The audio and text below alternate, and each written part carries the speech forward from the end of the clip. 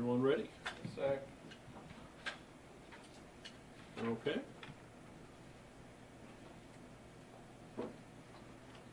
Good afternoon. My name is Bill Hicks. I am your district attorney.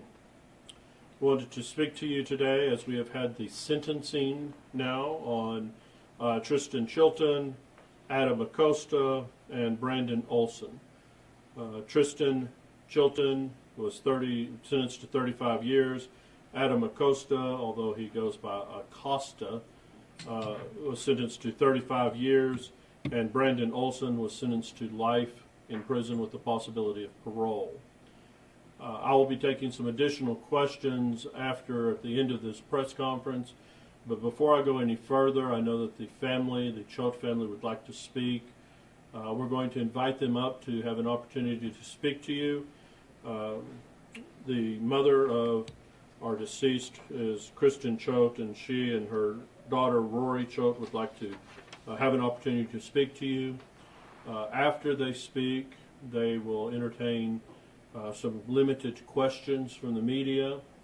Once they have had an opportunity to speak and have some questions, then I will finish the press conference and take any questions that you may have. Mrs. Choate?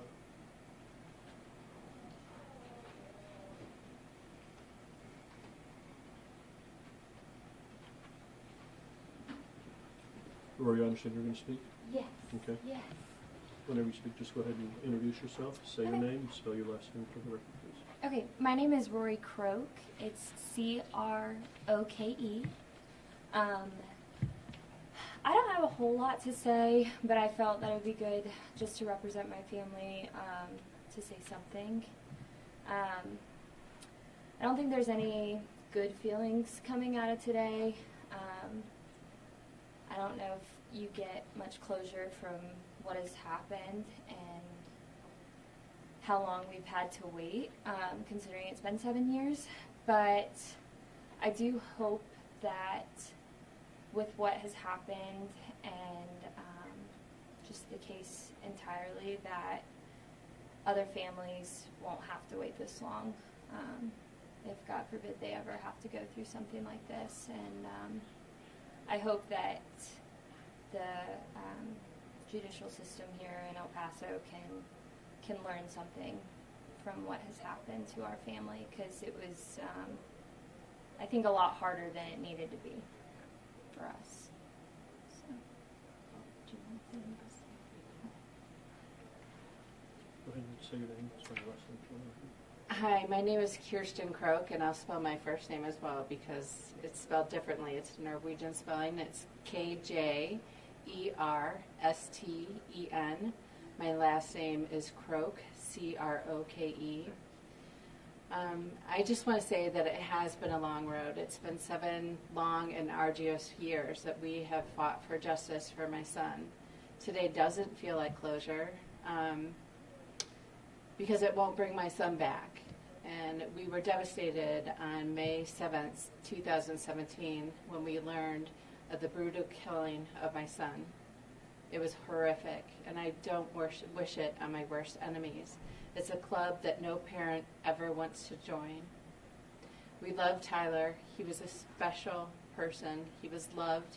He was a loving father, a loving son, a loving brother, a loving grandson,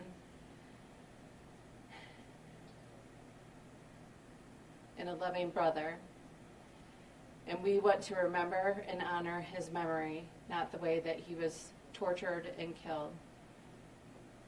And that's all I have to say. Thank you. You want to answer questions? You don't have to. We can answer questions. Hi.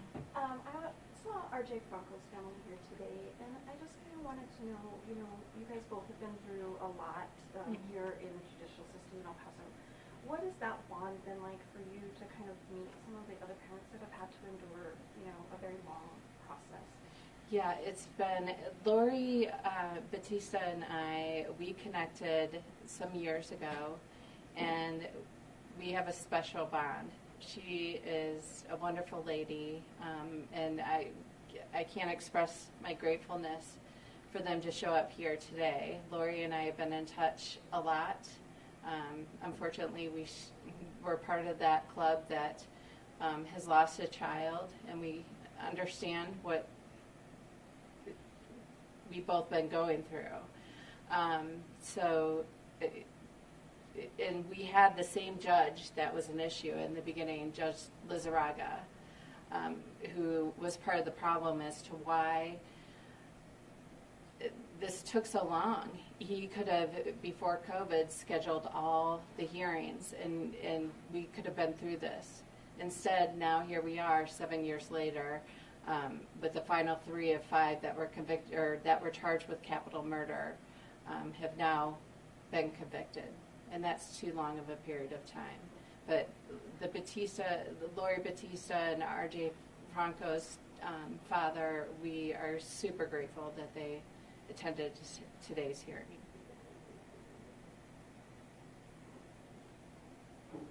Karen.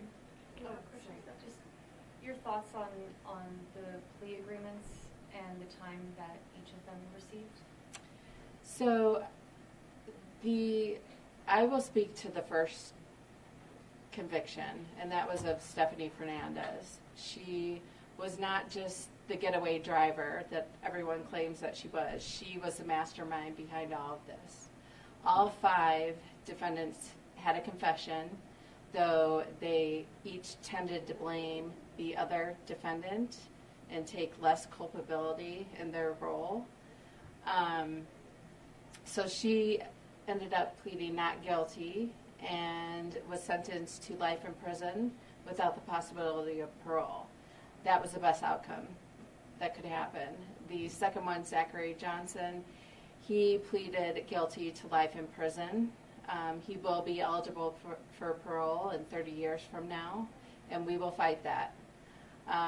Regarding Tristan Chilton and Adam Acosta, D.A. Hicks does know that we are not pleased with the 35-year plea deal offered to them. That means that they've already served 7, and 10 and a half years from now, we will have to fight when they go up for parole. So this doesn't end for us here today. This continues on for us. And we're fine with the plea offer of life that was offered to Brandon Olson. You've been such a strong advocate for Tyler, and any of us who've worked in union for long enough. I really appreciate your openness and vulnerability with us through this process. How do you plan to honor him moving forward? What's next for you guys? That's a good question. Boy, do you have an answer for that one? Yeah, I think you. Okay. Every day, honestly, since Ty has died, I think as siblings, my brother Pat and Pat was definitely the closest sibling to him and looked up to Ty a lot.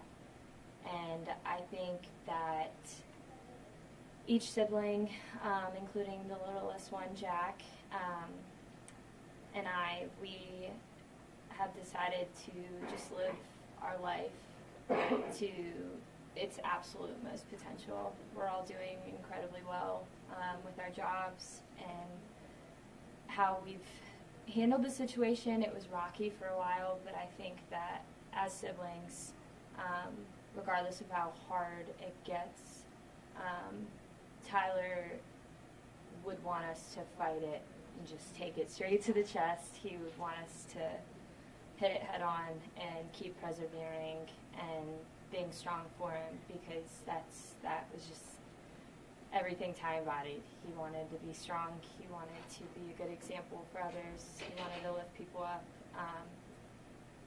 His empathy, he showed incredible empathy for other people, and I think every single one of us in our own way, whether it's through our profession, daily conversations we have with people we meet, sharing our story to people, just understanding that you never know what somebody is going through, and you can't judge a book by its cover. It doesn't matter. And I think that's exactly how Ty would want us to take it.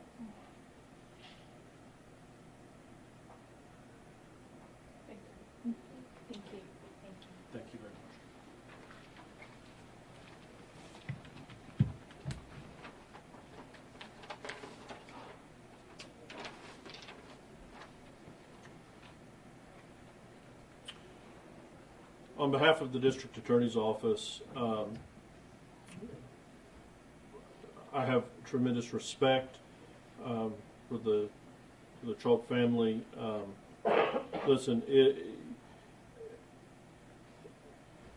if it had been my son, if it had been my brother, I absolutely would be in the same position that they were. I would not be satisfied with 35 years for anyone who had been involved in the death of a loved one. So I absolutely understand where the family is coming from.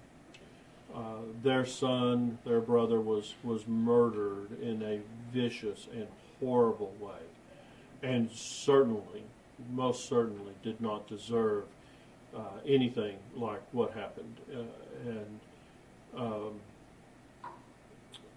So I absolutely respect their position. The reality is that in looking at a case, looking at the facts of a case, the reality that there's a transcript from the Stephanie Fernandez trial, all of the factors that weigh into consideration and the culpability of each of these individuals, the District Attorney's Office has to make decisions moving forward. And when we made those decisions, while we very much respect where the Troke family is coming from, we had to make decisions about how to move these cases forward. Initially, when we made the plea offers on Mr. Chilton, Mr. Acosta's case, we thought that we were going to be going to trial in Mr. Olson's case. So we were gearing up and planning to go to trial in Mr. Olson's case, and we wanted to move the cases that we felt were less culpable out of the way so that we wouldn't have additional complications in moving to Mr. Olson's case. We wanted to make sure that Mr. Olson, who we felt was every bit as culpable as Ms. Fernandez and Mr. Johnston were, that we were prepared for that trial and that we were going to be able to get the best possible result in that trial. If you have paid close attention to the complaint affidavits, you know that Zachary Johnston and Brandon Olson were the two individuals responsible for cutting Tyler's throat, were responsible for actually imposing the injuries which resulted in his death. Stephanie Fernandez was not a getaway driver. She was the mastermind. She set everything in motion that led to Tyler's death. The rest of them didn't even know where Tyler lived or where he was going to be found. She's the one who set everything in motion. She set up the deal. She did everything but go into that apartment and pull the knives. So the fact that she is spending the rest of her life in prison without parole is justice. Make no mistake, it is justice. She is not just some mere getaway driver. She was the mastermind of this whole thing. While Tristan Chilton did hold down the legs of Tyler, he's really the only one who's shown any remorse moving through this. But his confession also opened the door to what happened in this incident. He provided the most information that opened the doors on the investigation. His information that he provided allowed law enforcement that extra step that they needed to move forward to find everybody else and locate everyone else and figure out what happened in this incident. Adam Acosta did not participate in the actual killing. He did stand by with a gun, was the lookout person at the doorway. Certainly he was a participant, and if we had gone to trial, we most definitely would have been seeking a guilty on a capital murder charge, but because he was willing to plead guilty, we allowed him to plead guilty to a lesser of murder with 35 years as the sentence. We felt that that was justice and that would move those two cases out of the way in order to prepare us for trial on Brandon Olson. At the very last minute, he accepted a plea offer to life in prison with the possibility of parole. We feel that that was acceptable, Because if we had gone to trial while we feel comfortable, we would have gotten a guilty. A plea of guilty does, on a lesser of murder with possibility of parole, does, however, eliminate the ability of appeal. He waives his right to appeal. On all of our pleas of guilty, they give up their right to an appeal. So while it most definitely is not going to bring their son, their brother back, it does add a sense of finality to the cases in that they're not coming back. There is parole, and there are going to be parole issues, and I certainly, as long as I'm a district attorney, I would be glad to stand with them to oppose their release on parole, because this was a very brutal murder, and I hope that they serve every day of their prison sentence and don't get parole. But it's that's ultimately up to the Board of Pardon and Paroles. But they certainly deserve every day of the prison sentences that each of these individuals have. I'll accept your questions. Did the length of time that this case languished in the court have anything to do with the offering of a plea deal? It affected our ability to move forward on trial whenever we're preparing for trial on Brandon Olson. And we didn't want to be stuck or mired down in trial on two people that we didn't feel were as culpable as Brandon Olson was. And so we wanted to get those cases out of the way, so we made sure that we got to the trial on someone who was one of the most culpable people. So in that respect, the amount of time that the cases were lingering did affect our ability to go to trial and did affect our ability to get justice on the case. And ergo did, in fact, affect the plea bargains because we wanted to make sure we got to Mr. Olson's trial as soon as possible. It had these cases had lingered way, way too long, and we wanted to make sure that we got to Mr. Olson's case, and we had to get the other cases out of the way to make sure we did that. Other questions?